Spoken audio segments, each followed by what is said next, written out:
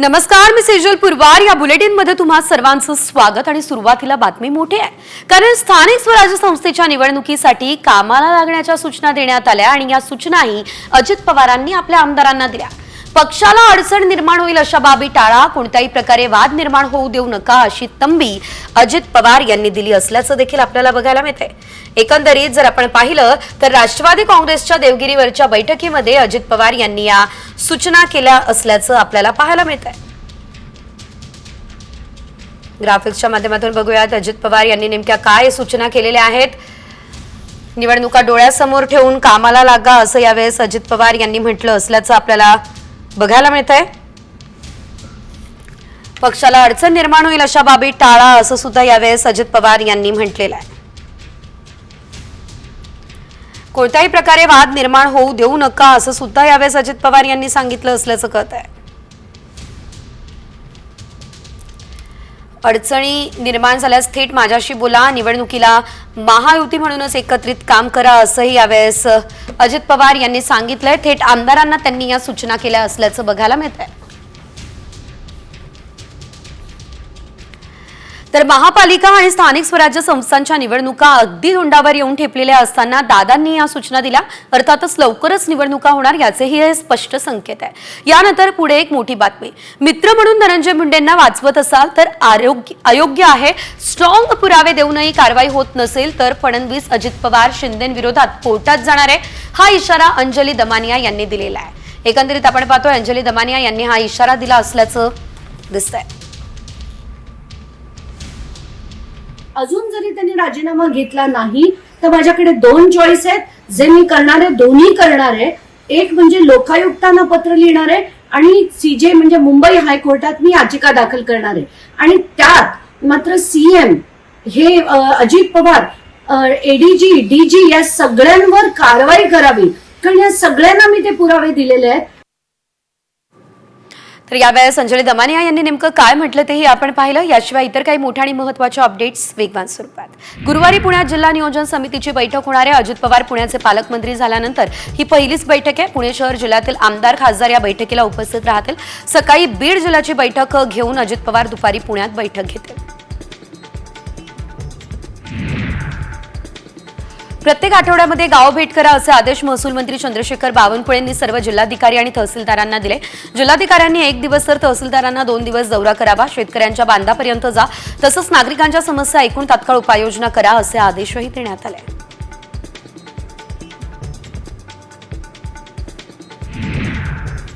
मराठा आंदोलक मनोज जरांगे पाटील यांनी सलाईनद्वारे उपचार घेतले. त्यांची प्रकृती खालावली आहे, त्यामुळे डॉक्टरांनी काल मध्यरात्री त्यांना सलाईन लावले. दरम्यान जरांगेंच्या उपोषणाचा आजचा 5वा दिवस आहे. मराठा समाजाला ओबीसीतून आरक्षण देण्याच्या मागणीसाठी जरांगेंनी हे आंदोलन सुरू केलं आहे.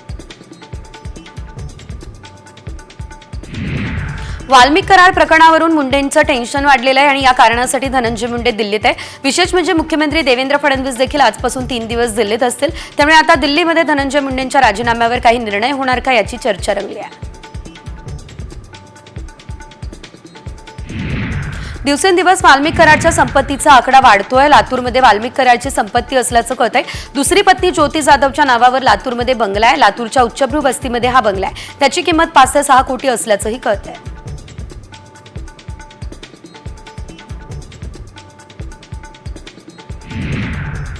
वाल्मिक करारचं प्रकरण अखेर मुंबई उच्च न्यायालयामध्ये पोहोचलं. ईडीने स्वतंत्र गुन्हा दाखल करण्याची याचिकेत मागणी केली.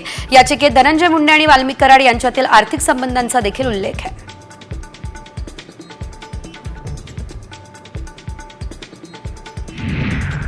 जळगाव जिल्ह्यात कायदा आणि सुव्यवस्था शिल्लक राहिलेली नाही. शहरांमध्ये दर आठवड्यात हत्या, दरोडे, चोऱ्या होत आहे.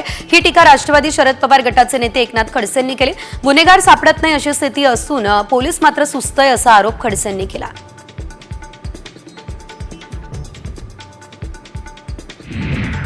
भंडाऱ्यात राष्ट्रवादीच्या शरद पवार गटात मोठा फेरबदल झाला. जिल्हाध्यक्ष किरण आतकरी यांची उचलबांगणी करण्यात आली. माजी आमदार चरण वाघमारे यांची जिल्हाध्यक्षपदी नियुक्ती झाली.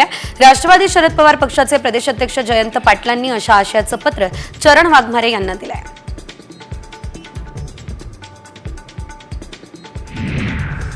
जशांत सदगींनी उपमुख्यमंत्री अजित पवारांची भेट घेतली आहे। यावेळेस पोलिसांच्या तपासावर संतुष्ट नसल्याचं त्यांनी म्हटलं। ज्यांचं नाव पोलिसांना दिलं त्या बिल्डर्सची चौकशी का करत नाही हा सवाल करत, सत्तेत असून माझी अशी अवस्था असेल तर जनतेचं काय होत असेल असंही सिद्दकी म्हणाले। स्थानिक निवडणुकांपूर्वी ठाणे जिल्ह्यात महायुतीत धुसफूस होण्याची शक्यता आहे। पक्षाने जबाबदारी दिली तर नवी मुंबईसारखं ठाण्यात यश संपादन करून दाखवेन असं म्हणत भाजप नेते गणेश नाईक यांनी एकनाथ शिंदेंना इशारा देण्याचा प्रयत्न केला।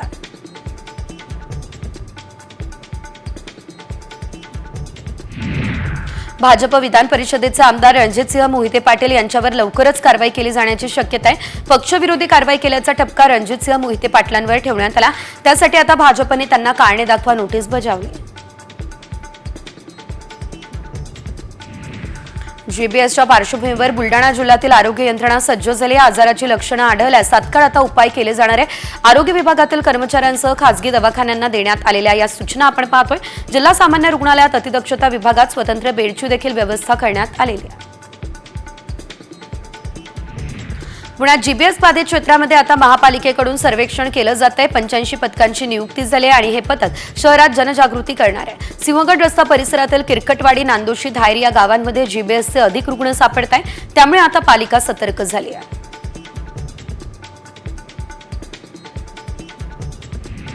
पुणे शहरात जेबी सिंड्रोम या आजारानं नागरिकांमध्ये घबराट पसरली आहे। या विषाणूचे आतापर्यंत 111 संशयित रुग्ण पुण्यात आढळले। अशातच आता पुणेकरांना दिलासा देण्याची माहिती समोर येते आहे। मंगळवारी पुण्यात नव्यानं रुग्ण वाढले नाही तर 9 रुग्णांना मंगळवारी रुग्णालयातून डिस्चार्ज देण्यात आला आहे।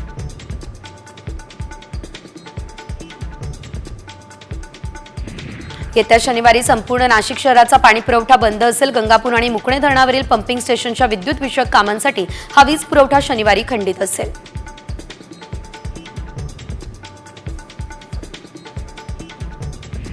मुंबई महापालिकेच्या जलशुद्धीकरण केंद्रातील फिल्टरमध्ये बिघाड झालाय। अस्वच्छ पाणीपुरवठा होतोय असं समाज माध्यमांद्वारे प्रसारित केलं जाते। पालिकेने हे सर्व आरोप मात्र फेटाळले। मुंबईकरांना निर्जंतुकीकरण केलेल्या स्वच्छ पाण्याचा पुरवठा होतोय हा दावा महापालिका प्रशासनानं केलाय। म्हाडाच्या पुणे मंडळातर्फे पुणे, पिंपरी चिंचवड आणि पीएमआरडीएसह सोलापूर जिल्ह्यातील विविध गृहनिर्माण योजनेतील 3662 घरांची लॉटरी 29 जानेवारी रोजी काढण्यात येईल। पुणे जिल्हा परिषद सभागृहात गृहनिर्माण मंत्री एकनाथ शिंदे यांच्या हस्ते लॉटरी काढली जाईल। यासाठी 71,674 अर्जही प्राप्त झाले आहेत। मुंबईमध्ये अनधिकृत फेरीवाल्यांमुळे निर्माण झालेल्या समस्या सोडवण्यासाठी महापालिका प्रशासनानं नुकतीच मोहीम राबवली आहे। गेल्या 7 दिवसांमध्ये मुंबईच्या विविध भागात कारवाईचा बडगा उगारण्यात आलेला आहे।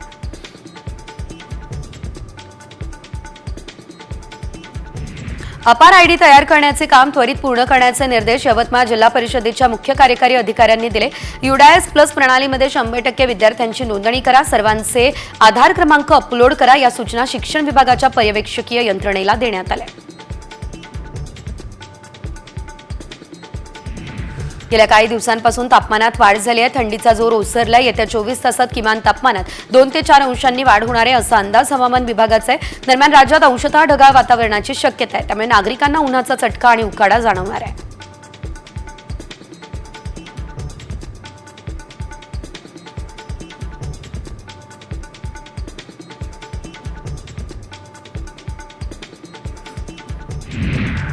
आयटी प्रवेशासाठी आता धाराशिव जिल्ह्यातील तब्बल 2066 पालकांनी आपल्या पाल्यासाठी अर्ज केले। ऑनलाईन अर्जांची 27 जानेवारीपर्यंत मुदत देण्यात आली। मात्र या कालावधीत अनेक पालक हे आपल्या पाल्याचा अर्ज करू शकलेले नाही। आता फेब्रुवारी 2 पर्यंत ही मुदतवाढ देण्यात आलेली आहे।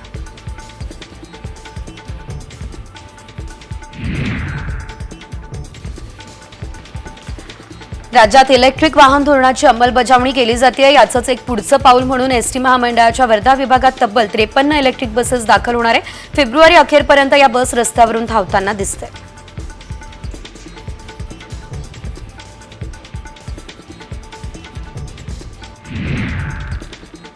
अंबरनाथमध्ये ड्राय डेच्या दिवशी अवैधपणे मद्य विक्री करणाऱ्या दोघांवर कारवाई झाली आहे। पोलिसांनी त्यांच्याकडून 40,000 रुपयांचा देशी विदेशी मद्याचा साठा सुद्धा जप्त केलेला आहे।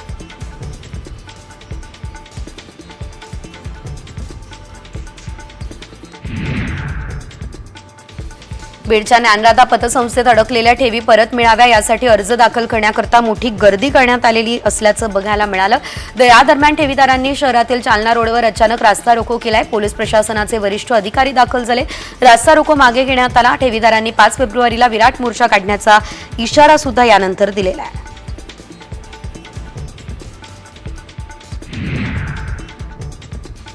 अमरावती कृषी उत्पन्न बाजार समितीत हमी भावापेक्षा कमी दराने तुरीची खरेदी होतीये. भाव कमी असल्यानं उत्पादन खर्च निघत नाहीये. तूर उत्पादक शेतकरी अडचणीत आलेत. केंद्र सरकारच्या चुकीच्या धोरणानं तुरीचे भाव कोसळल्याचा आरोप हा सध्या केला जात असल्याचं पाहायला मिळत आहे.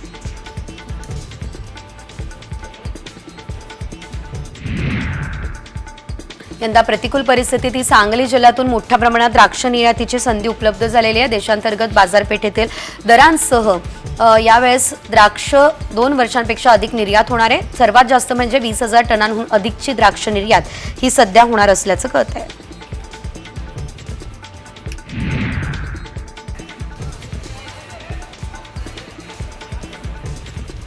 वाशिम जिल्ह्यातील नाफेड अंतर्गत 12 शासकीय खरेदी केंद्रांवरती हमीभावाने सोयाबीन खरेदी सुरू आहे. यासाठी 32,000 शेतकऱ्यांनी नोंदणी केली आहे. मात्र आतापर्यंत केवळ 8,000 शेतकऱ्यांच्या सोयाबीनचीच खरेदी पूर्ण झाली आहे. खरेदीची अंतिम मुदत ही 31 जानेवारी आहे आणि त्यामुळे उरलेल्या 3 दिवसांमध्ये 24,000 शेतकऱ्यांचे सोयाबीन कसे मोजणार असा सवाल या ठिकाणी उपस्थित केला जातोय.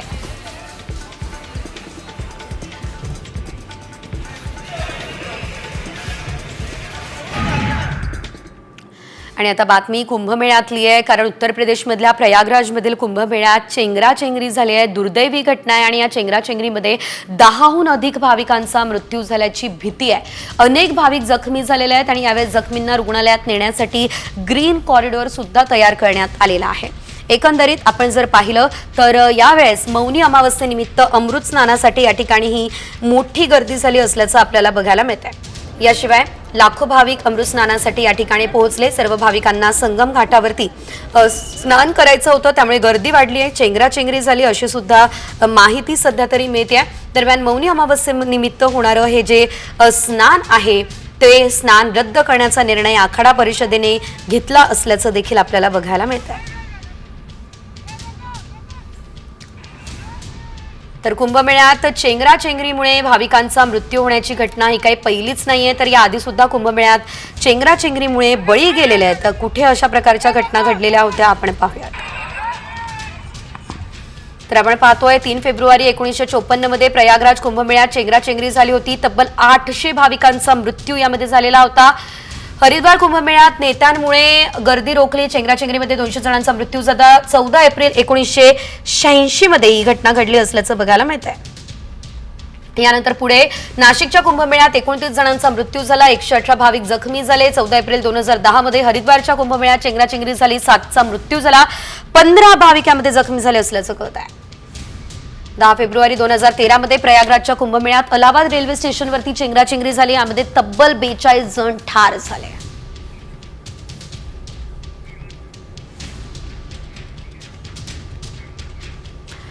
तर अशा एक ना अनेक घटना वारंवार कुंभमेळ्यांमध्ये घडत असल्याचं आपण पाहतो. मात्र अशा घटना घडून सुद्धा योग्य उपाययोजना नेमकी का केली जात नाही हाच सवाल या ठिकाणी उपस्थित होतोय. गर्दी नियंत्रणात आणण्यासाठी उपाययोजना करणं गरजेचं आहे. पुढे घेऊयात बातम्यांचा वेगवान आढावा. वरंद घाटातील शिरगाव हद्दीमध्ये रात्री प्रवाशांना बिबट्याचा मुक्त संचार दिसलेला आहे. रस्ता ओलांडतानाचा हा व्हिडिओ आहे. प्रवाशांना आपल्या मोबाईलमध्ये हा व्हिडिओ कैद केला. बिबट्या ज्या दिशेने आला त्या बाजूला नीरा नदीचं उगमस्थान असलेले पाण्याचे कुंड आहे, त्यामुळे पाणी पिण्यासाठी बिबट्या कुंडावर गेला असण्याची शक्यता सुद्धा व्यक्त केली जाते.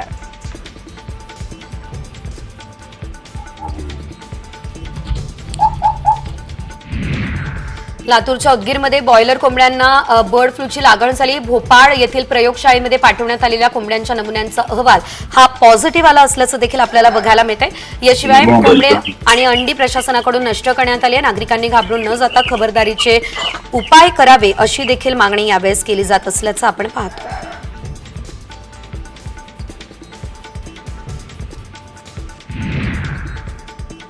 कोल्हापूर जिल्ह्यातील किल्ले भुदरगड परिसरात सतत दर्शन देणारा बिबट्या शाळेच्या कॅमेऱ्यामध्ये कैद झाला. मध्यरात्री साधारणतः 1 वाजता ही घटना घडलेली आहे. वन अधिकाऱ्यांनी नागरिकांना खबरदारी बाळगण्याच्या सूचना सुद्धा दिलेल्या आहेत.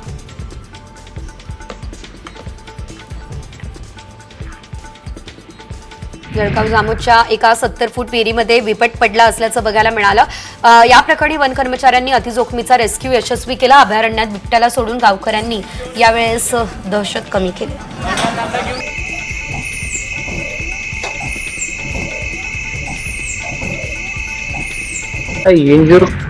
उल्हासनगरमध्ये शांतीनगर हॉटेलच्या किचनमध्ये आग लागली. अग्निशमक दलाने आगीवर नियंत्रण मिळवलं. मात्र आगीत हॉटेलच्या किचनचं नुकसान झालं. यात कोणतीही जीवितहानी झालेली नाही आहे.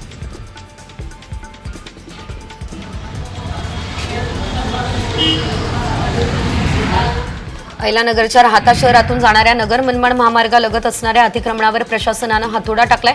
पूर्वसूचना देऊनही अतिक्रमणधारकांनी कुठलाच पुढाकार न घेतल्यानं प्रशासनानं तोडक कारवाई केलेली आहे.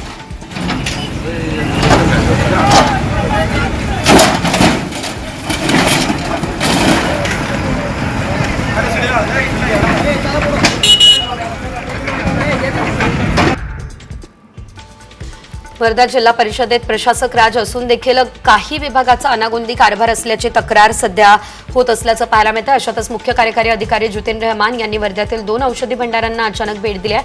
अचानक यावेळेस सीओनी भेट दिल्यानं आरोग्य विभागाची धावपळ उडाली असल्याचं देखील बघायला मिळत आहे. मात्र या औषध भंडारात सर्व काही सुरळीत आढळलेलं आहे.